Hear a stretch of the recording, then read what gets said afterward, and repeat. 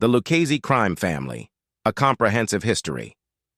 The Lucchese crime family, one of the 5 families of the American Mafia operating in New York City, has a storied history filled with blackmail, extortion, drug trafficking, and murder. The family's rise to power, internal struggles, and influence on organized crime in America make it a significant chapter in the annals of criminal history. Origins and early history. The Lucchese crime family traces its roots to the early 20th century, during the era of mass Italian immigration to the United States. Many of these immigrants settled in New York City, where they brought with them the customs and criminal organizations of their homeland.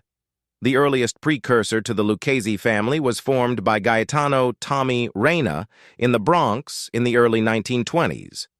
Reina's organization engaged in traditional mafia activities such as loan sharking, extortion, and protection rackets.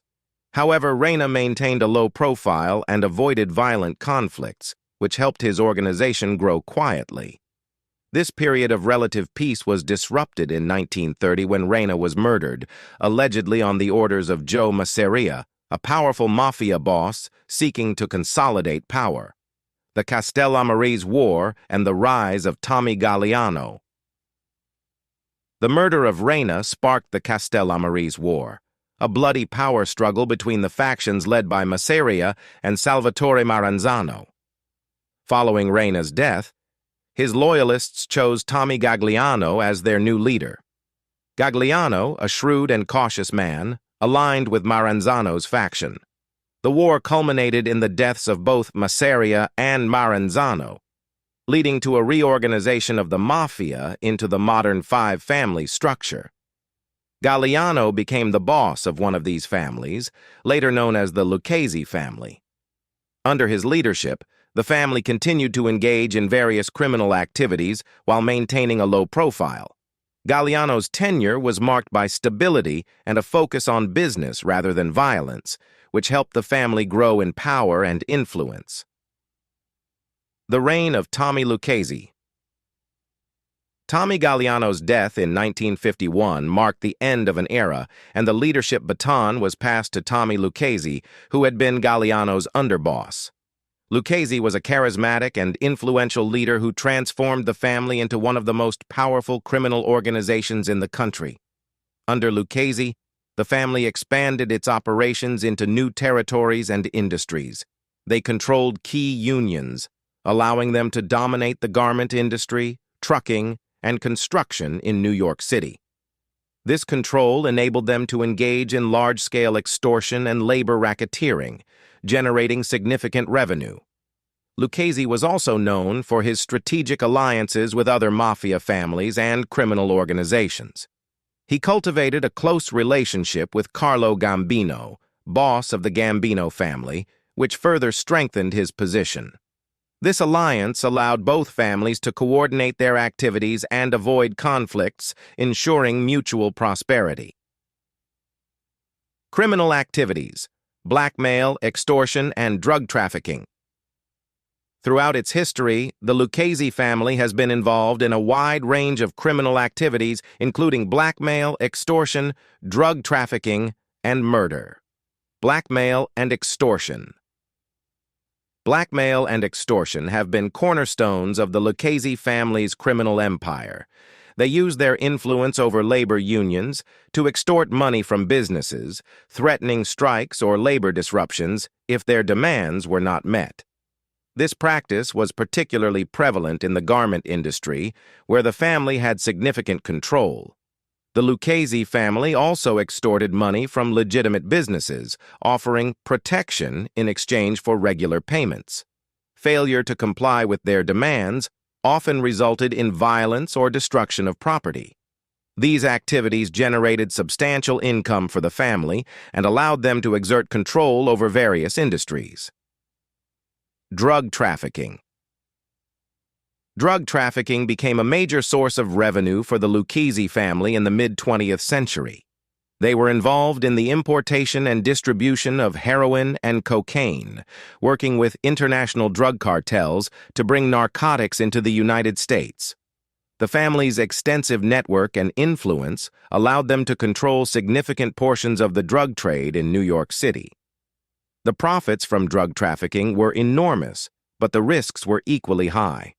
Law enforcement agencies intensified their efforts to combat the drug trade, leading to numerous arrests and convictions of Lucchese family members. Despite these challenges, the family continued to profit from the illegal drug market. Murder and violence. Violence has always been a tool used by the Lucchese family to maintain control and eliminate threats. The family has been involved in countless murders, both within their ranks and against rival organizations. These killings were often carried out to settle disputes, enforce discipline, or eliminate informants. One of the most notorious examples of Lucchese family violence was the murder of mobster Anthony "Tony Ducks" Corallo, who was killed in 1959 on orders from Lucchese himself. Corallo had been a key figure in the family's drug trafficking operations, but his growing power and ambition made him a threat to Lucchese's authority. His murder sent a clear message to others within the organization about the consequences of disloyalty. Internal struggles and law enforcement pressure. The death of Tommy Lucchese in 1967 marked the beginning of a period of internal struggles and increased law enforcement pressure on the family. Lucchese was succeeded by Carmine "Mr. Gribbs" Tramunti, who faced significant challenges in maintaining the family's power and influence. The rise and fall of Anthony "Tony Ducks" Corallo. Anthony "Tony Ducks" Corallo emerged as a prominent figure in the Lucchese family during Tramunti's reign. Known for his ability to evade law enforcement, Ducks their attempts to catch him, Corallo became the boss of the family in the early 1970s. Under his leadership, the family continued its involvement in traditional mafia activities, including extortion, loan sharking, and drug trafficking. Corallo's reign came to an end in 1986 when he was convicted in the Mafia Commission trial, a landmark case that targeted the leadership of New York's 5 families. Corallo was sentenced to 100 years in prison, dealing a significant blow to the Lucchese family.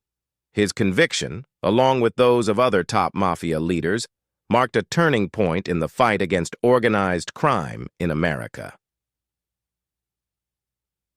The Windows case and further decline. In the late 1980s and early 1990s, the Lucchese family was further weakened by a series of high-profile prosecutions and internal conflicts.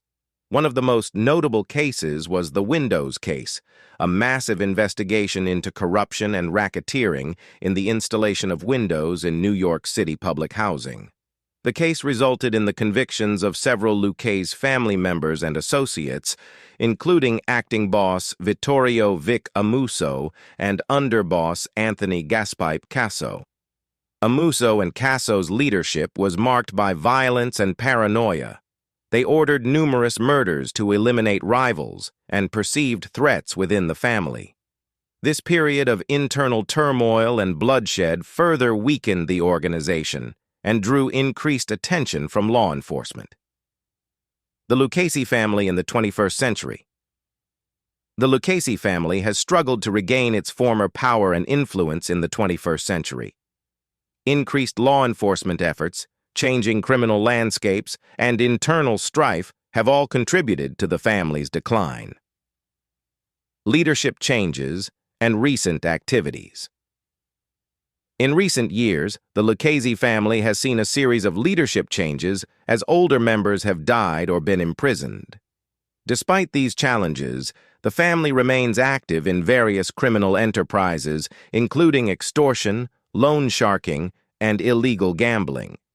Law enforcement continues to target the Lucchese family, resulting in periodic arrests and prosecutions of its members. The family's resilience and ability to adapt to changing circumstances have allowed it to survive, albeit as a shadow of its former self. Ongoing influence and legacy. The Lucchese family's influence on organized crime in America cannot be understated. Their control over key industries, involvement in high-profile criminal activities, and ability to navigate internal and external challenges have left a lasting legacy. While the family's power has waned, their story remains a testament to the enduring nature of organized crime and the challenges faced by law enforcement in combating it. The Lucchese family's history is a complex tapestry of ambition, violence, and survival, reflecting the broader narrative of the American Mafia. Conclusion. The Lucchese crime family's history is a compelling tale of rise, dominance, and decline. From its origins in the early 20th century to its struggles in the 21st century, the family's involvement in blackmail, extortion, drug trafficking, and murder has left an indelible mark on the criminal underworld. Despite facing numerous challenges, the Lucchese family continues to adapt and survive, a testament to the enduring nature of organized crime in America.